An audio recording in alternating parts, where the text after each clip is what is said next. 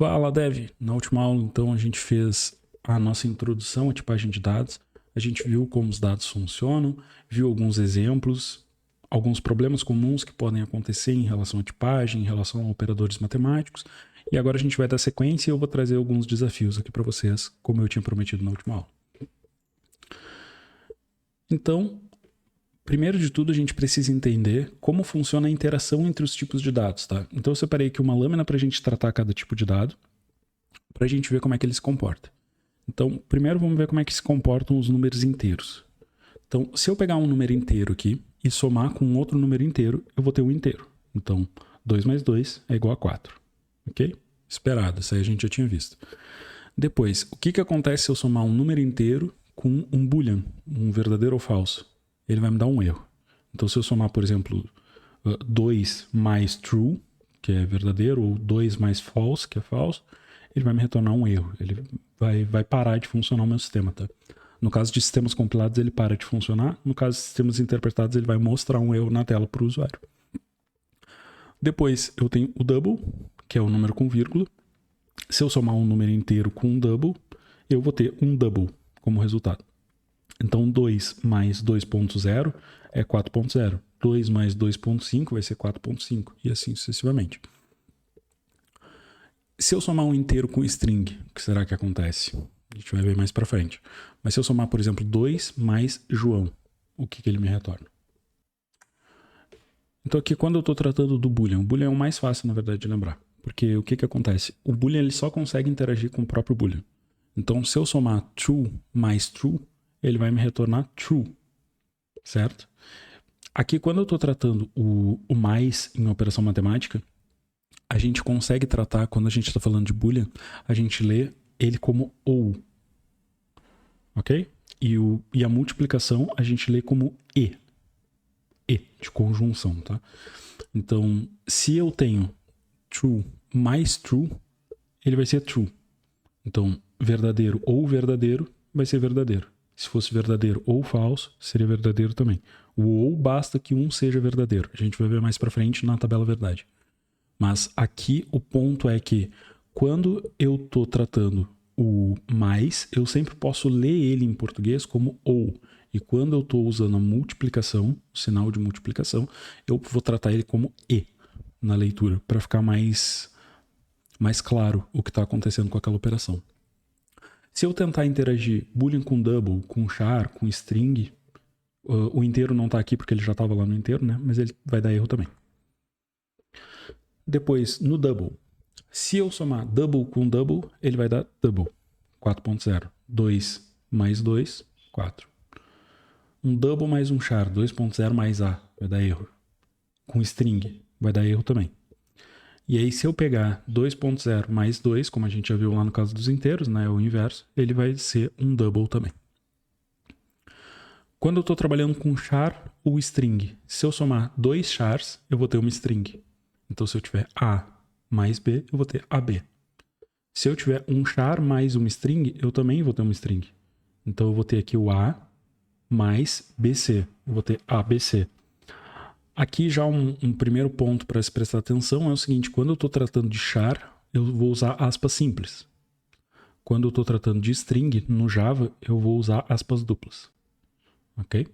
O Java faz essa distinção. Se eu disser, por exemplo, aqui string nome recebe João usando aspas simples, ele vai me dizer que João não é compatível com o tipo char. E se eu somar string com string, eu vou ter string. Então eu vou somar João com Salinas, ele vai dar João Salinas. Aqui, na verdade, ele não teria esse espaço, tá? O espaço aqui eu teria que colocar mais uma variável de espaço, ele deixaria o nome juntinho aqui. Então, agora que a gente já sabe tudo que a gente viu na última aula, a gente já entende como estruturar os problemas de forma racional, eu vou trazer aqui a proposta de um problema. Então, a gente vai calcular um intervalo entre duas datas. Isso aqui já é um contexto um pouco difícil de se fazer, tá? Calcular datas, trabalhar com datas sempre é um problema, porque a gente tem muita variação. Então, alguns meses tem 28 dias, às vezes tem 29, tem outros que tem 30, outros tem 31. Então, é uma variação muito grande. Então, a gente vai simplificar esse problema. Então, nesse caso em específico, a gente vai considerar como se todos os meses tivessem 30 dias, ok? Então, a gente vai fazer o seguinte. Pensem aqui comigo. Deixa eu pegar aqui a calculadora. Então, se cada mês tem 30 dias, eu tenho 30 vezes 12, eu vou ter 360 dias. Então, esse meu mês tem 360, o meu ano, aliás, tem 360 dias e não 365, ok? Sabendo disso, vamos calcular a distância entre duas datas. Então, aqui, eu vou pegar a primeira data, que vai ser, por exemplo, dia 10/3/2016. E aí eu vou contar de 10/3/2016 até 15/3/2016. Essa aqui a gente consegue fazer fácil de cabeça, né? Daria 5 dias. Do dia 10 ao dia 15, é bem fácil, a gente só está mudando o dia. O mês se mantém, o ano se mantém. E aí, se eu mudar o mês ou o ano, como é que eu faço esse cálculo? Então aqui, eu estou passando do dia 10/1/2014 até o dia 15/3/2016. Nesse caso aqui, eu vou ter 785 dias. Ok? Aqui eu já fiz a conta, cheguei nesse cálculo. Então, o que eu peço para vocês fazerem agora? Peguem aquela caneta, aquele papel que estão separados aí e pensem como eu estruturaria as informações, como eu separo os dados dentro dos tipos que precisam e como eu crio um algoritmo, um passo a passo para se resolver esse problema. Então, pensem puramente como raciocínio, tá? Por enquanto, vamos esquecer o computador. Pensem como raciocínio. Pensem o seguinte, eu vou ensinar uma criança de 4 anos como que eu faço para resolver esse problema. Então, eu vou pegar esse primeiro exemplo aqui, que é mais simples, e eu vou pensar como o meu cérebro funciona para que seja tão simples eu olhar aqui e saber que são 5 dias. Qual é a conta que o meu cérebro faz? Tá. Se aqui são 5 dias, se eu tivesse aqui, por exemplo, o mês 4, sabendo que cada mês tem 30 dias, aqui seriam 35, certo? Então, como é que eu sei tão fácil que isso acontece?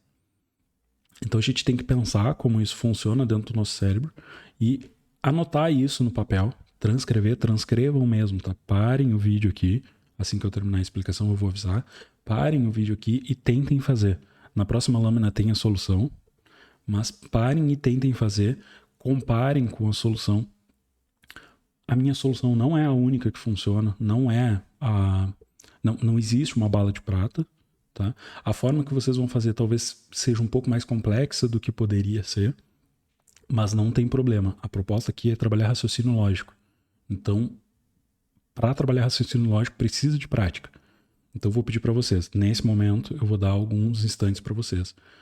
E eu vou ficar em silêncio aqui alguns segundos para que vocês consigam pausar o vídeo com calma, resolver o problema e depois voltem. Uma outra coisa interessante também é vocês marcarem quanto tempo vocês levaram para fazer. Tá? Não de forma pejorativa, mas marquem para vocês conseguirem ter uma visão realista de como está o nível de desenvolvimento de vocês. Certo? Então, vou dar um tempo aí para vocês fazerem e pausa o vídeo e volta daqui a pouquinho para a gente continuar.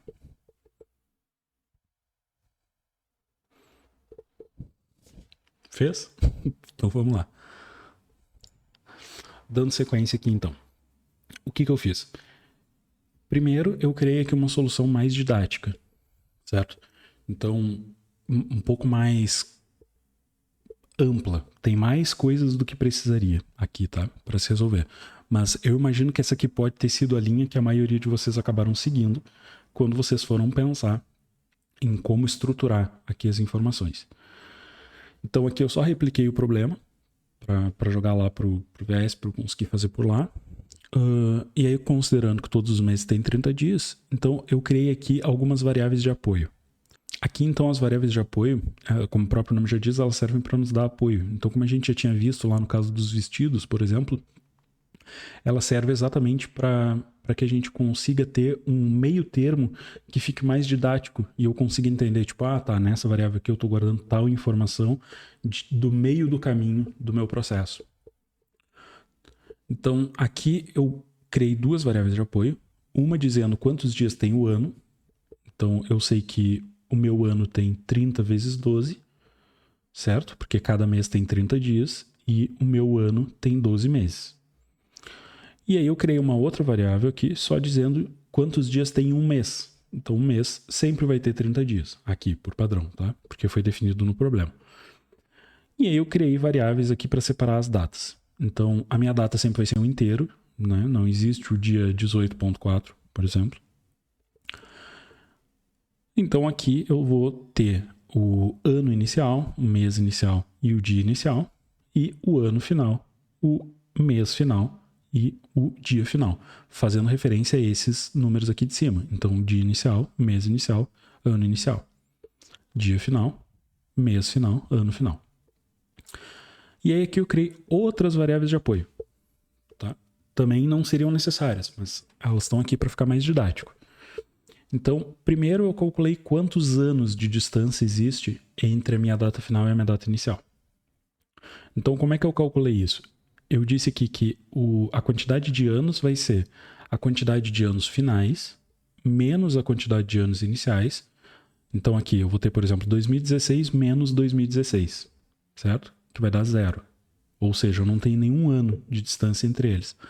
E eu vou multiplicar isso por quantos dias vão ter no mês. No caso, 30. Então, aqui eu vou ter 0 vezes 30, que vai ser 0. Certo? Qualquer número vezes 0 vai ser 0. Então, quantos anos eu tenho de distância nessa primeira data aqui? 0. Certo? Depois, mês. A mesma coisa. Eu vou ver quanto eu tenho entre o mês final e o mês inicial. Nesse primeiro exemplo, quanto é 3 menos 3? 0. Quantos dias tem no mês? 30. 0 vezes 30, 0. Até aí? Ok, né? E depois eu vou ter uma última variável que vai fazer a comparação dos dias. Que eu vou pegar o meu dia final, aqui nesse caso 15, e o meu dia inicial, nesse caso 10, e vou fazer um menos o outro. 15 menos 10, 5. Então o meu resultado vai ser o ano, que nesse caso deu 0, mais o mês, que nesse caso também deu 0, mais o dia, que nesse caso deu 5. Então minha resposta do primeiro, 5. Ok? Certinho, fechou. Então vamos para o outro, que é um pouco mais complexo. Eu vou pegar aqui então 2016 e 2014. E eu vou pegar a calculadora aqui para a gente ter certeza que está certinho. Vou puxar ela aqui pro ladinho. Então vamos lá. Eu vou pegar aqui o meu ano final menos o meu ano inicial. 2016 menos 2014. Menos 2014. Vai dar 2, né? Ok. E aí eu vou multiplicar isso pelos meus dias no ano. Quanto é os meus dias no ano ali? O computador já sabe. Opa.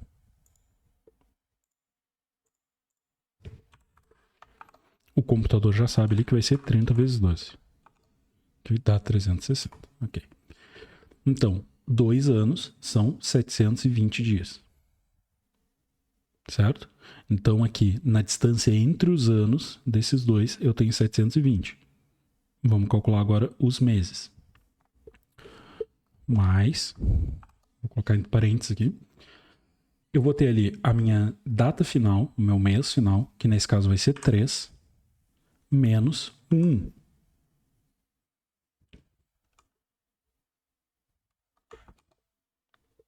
Que vai ser 2. Então, eu vou até fazer melhor, para não ter risco deles perder. Vamos guardar aqui que deu 720 na questão do ano, tá? 720. E agora vamos resolver esse aqui. Eu vou ter ali, então, 1 vezes 30. Certo? Meu mês era 3, menos 1. Meu mês final, menos o meu mês inicial, vezes a quantidade de dias que tem no mês. 30. Deu 60. Ok. Mais os 720. 780. E aí depois eu vou fazer o dia, que vai ser o dia final, que é 15, menos o dia inicial, que é 10. Que vai dar 5. Então, somando mais 5, eu chego em 785, que é a nossa resposta final aqui. Então, eu consigo mudar aqui esses valores das variáveis da primeira data e da segunda data, e mudando esses valores, eu consigo chegar a qualquer resultado de distância entre duas datas, levando em consideração que todos os meses vão ter 30 dias. Ok? E isso aqui serve para resolver o primeiro, serve para resolver o segundo e serve para resolver qualquer outra data, certo? Fictícia, porque todos os meses têm 30 dias, mas ele serve para o propósito da nossa resolução de problemas. Depois aqui eu criei uma solução um pouco mais enxuta. Deixa eu só tirar a câmera aqui da frente. Aqui. Então, essa aqui seria a menor solução possível, tá? Que eu consegui chegar. Que seria o seguinte, eu não tenho aqui nenhuma variável de apoio. Eu tenho só as variáveis que eu de fato preciso trabalhar em cima. Existem algumas pessoas que pensam de uma forma menos procedural, menos passo a passo, tá? Aqui, quando eu estou tratando nesse exemplo aqui, eu estou tratando ele de uma forma bem procedural, bem passo a passo. Então ele acaba ficando um pouco maior. Aqui eu não tenho isso, eu estou sendo extremamente específico.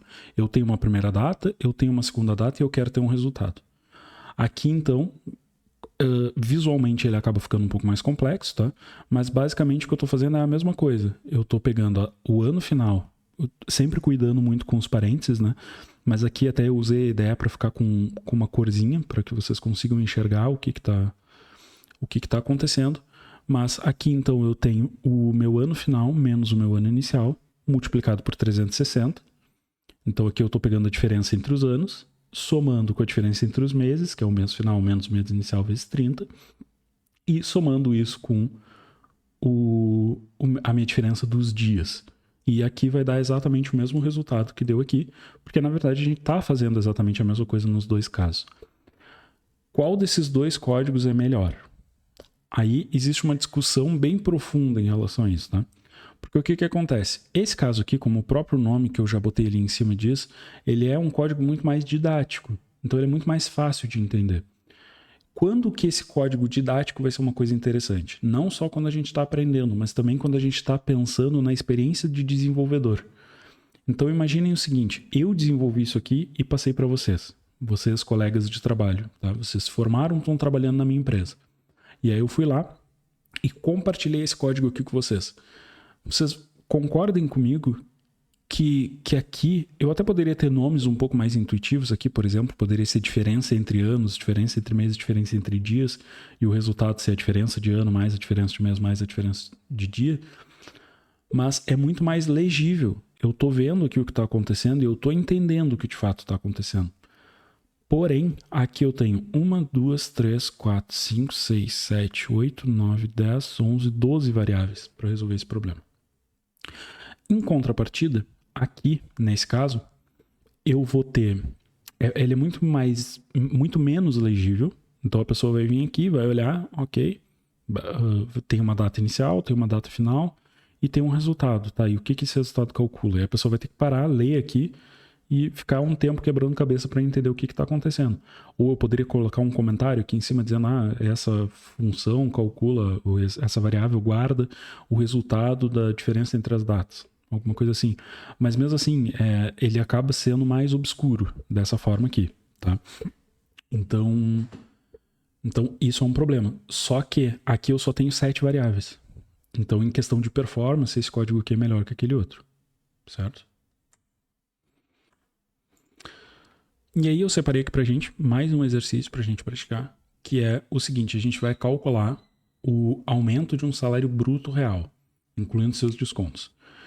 Aqui é uma questão muito mais de análise do que de desenvolvimento, tá? Então já vou dar esse spoiler para vocês. Então, o primeiro ponto é o seguinte, eu separei 3 pontos. O primeiro é, o salário bruto é de R$2.000. O valor que vai ser aplicado do aumento é 7% em cima do salário bruto atual. E o imposto de renda é 10% sobre o valor com o aumento. Sabendo disso, vamos criar um algoritmo para calcular o valor líquido desse salário. Então, eu vou dar um tempo para vocês. A mesma coisa que o outro exercício. Peguem um papel e caneta.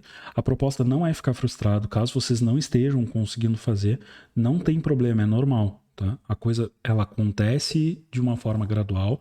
E a proposta é que mesmo que vocês não entendam, prestem atenção na explicação, tentem entender o que vocês não entenderam. Se tiver alguma dúvida, pode me mandar, que eu sempre respondo. Mas a proposta aqui é que a gente vá dando os nossos primeiros passos juntos, com calma, e que a gente vai entendendo, tá? E aí, se não entendeu, não tem problema, tá? É um primeiro contato, é isso. Então é normal, cada um tem o seu tempo. Mas o importante aqui é não ficar frustrado, tá? Então, professor, eu não consegui resolver aqui. Eu pausei o vídeo, fiquei olhando pro papel em branco e não saiu nada. Não vai. É normal, porque a gente não está acostumado a resolver as coisas dessa forma. Mas com o passar do tempo, a coisa vai ficando cada vez mais natural. Então, a proposta que eu te dou é a seguinte: quem está começando tende a querer pegar o problema e resolver ele todo de uma vez. Quando a gente tem um problema muito grande, ele é muito difícil de resolver na maioria das vezes.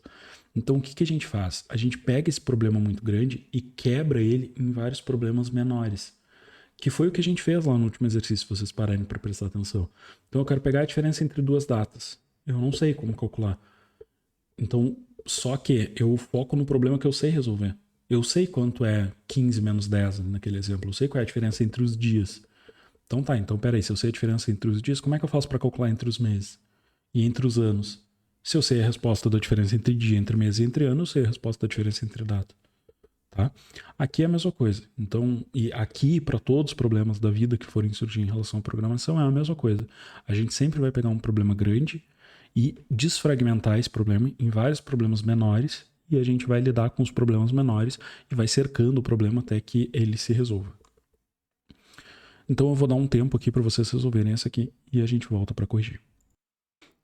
Então tá, então vamos lá para a resolução do problema. Aqui então, primeiro eu resolvi ele de forma didática, seguindo aquela mesma lógica do anterior que a gente tinha feito. Fechei a calculadora, deixa eu abrir de novo aqui. Deixa eu puxar a nossa amiguinha pra cá. Então tá, então vamos lá. Então o que eu preciso saber aqui de fato? Eu tenho aqui então os valores do meu aumento e da minha taxa, que eu estou tratando eles como 0,07 e 0,10. Por que eu estou fazendo isso? Porque eu tinha ali 7%. Como o próprio nome já diz, 7% é a mesma coisa que 7 dividido por 100. Então, toda vez que a gente for tratar a porcentagem, a gente sempre vai tratar ela de forma decimal. Ou seja, com um número com vírgula. Aqui, 0,07. E o imposto ali ele vai ser de 10%. Então, 10%, que é 0,1. 0,10, esse segundo zero aqui é irrelevante, tá? Poderia não ter, daria o mesmo resultado. Então, o que eu preciso saber? Como o problema se propõe ali, eu preciso saber. Primeiro, eu preciso resolver o salário com o aumento, porque é o que foi proposto aqui, né? Então, ó, o salário bruto, ou seja, sem impostos, era 2.000. E aí o valor aumentou em 7% em cima desse salário. Então, a primeira coisa que eu preciso saber é quanto aumentou o salário. Então, o meu salário com o aumento vai ser o valor que já tinha, mais um valor proporcional de 7% em cima do meu salário. Ok?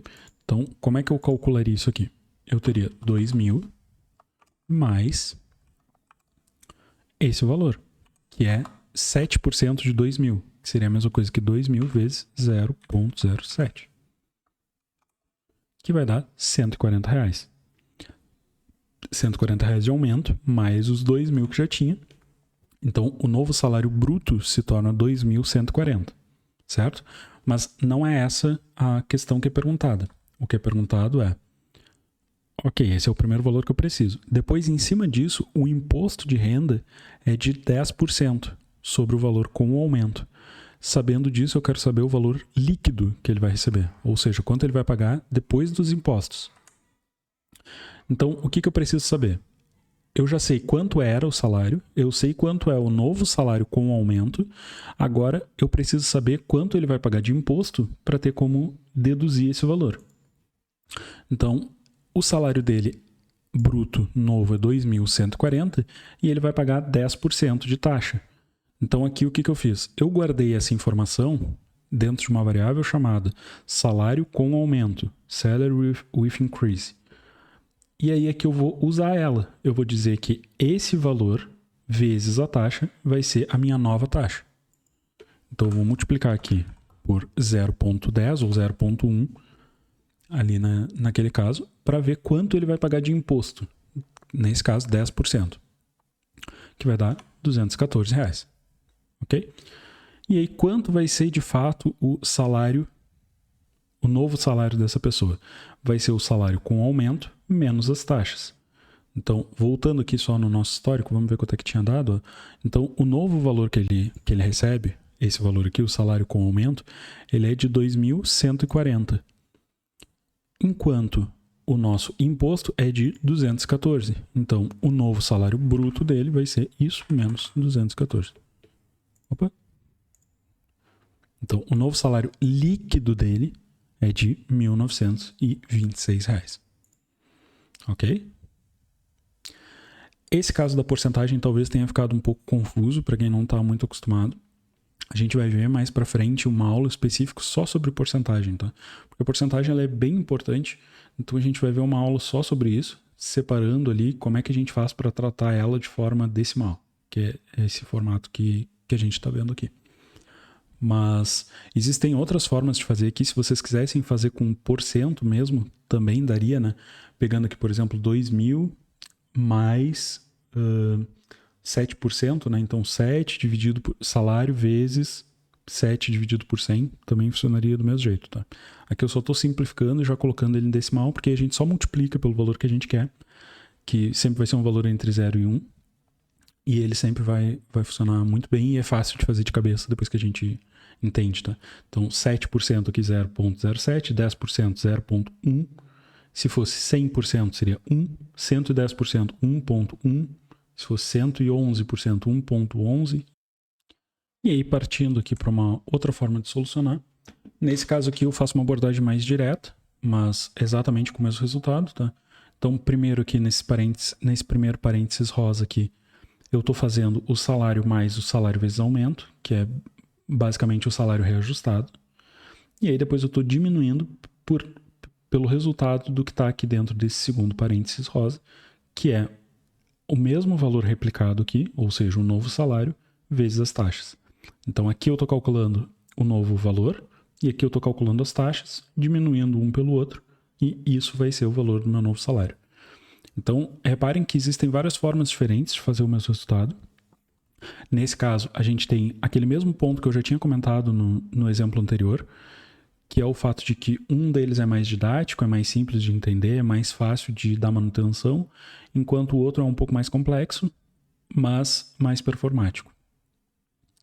Certo? Então, esses dois resolvem o mesmo problema da mesma forma, com a diferença das variáveis de apoio, que aqui eu estou usando duas outras variáveis de apoio, que aqui eu não estou usando. Isso sempre tem que ser mensurado para a gente entender até onde a gente dosa cada um desses lados. Aqui, por uma questão didática, eu estou passando as duas.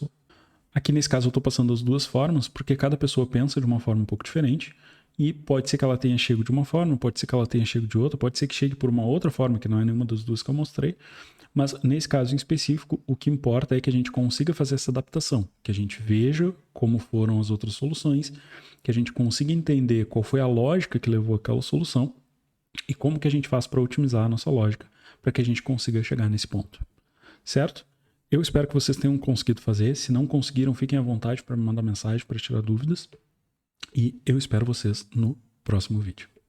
Até mais.